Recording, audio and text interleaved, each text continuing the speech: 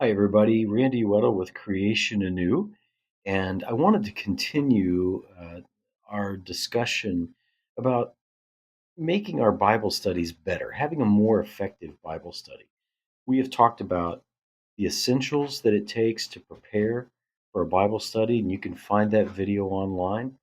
We've also talked about questions when we're doing an overview of the book, questions that we want to ask to try to get a survey of the land, if you will, of a particular book of the Bible. And by the way, I recommend that you study the Bible one book at a time.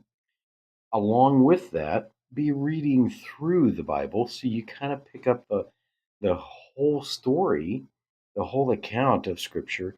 But then when you're doing a Bible study, choose one book and focus in on that one book. What I want to talk about today is I want to talk about finding the meaning of words. So after you've gone through a general overview, when you've done you've read through a particular book, you've done a general overview, you've asked questions to try to find out whatever you can, just making observations about the book and finding out whatever you can about that book. Then you want to go through and start verse by verse, and you want to look verse by verse in the book. And one of the things that's important in understanding Scripture is to be able to define the words that are in a particular verse. Now, there are some ways to do this. There's a tool called a concordance that will help you define words. So, Scripture uses words in many different ways, and we have to zero in and make sure that we know the correct definitions of those words. So, Scripture will use words that maybe we have never heard before, and you can look up a concordance or in a concordance, and you can find the meaning of that word or the meanings of that word. Sometimes Scripture will use words that we do use, but the meaning is different because of the time period and how language will change over time.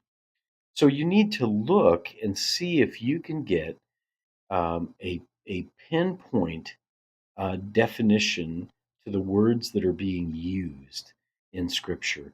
And a concordance will help you do that. So there is a tool that you can use, a concordance that I would recommend. It's called Strong's Exhaustive Concordance. And if you want to have a good, effective Bible study, I suggest that you build a library. And I can put a link in the description below to this video where you can get that concordance. And when you use that link, you're also helping Creation Anew with the ministry here. So, but you're basically getting a really good Bible study tool, and it will help you to define words. Strong's Exhaustive Concordance. And if you are serious about studying the Bible, building an arsenal or a library, if you will, of tools that will help you to study the Bible better, then that's very, very good to do. So if you have questions, you can always ask me. My email address is randy@creationanew.com, and I'll be more than happy to chat with you.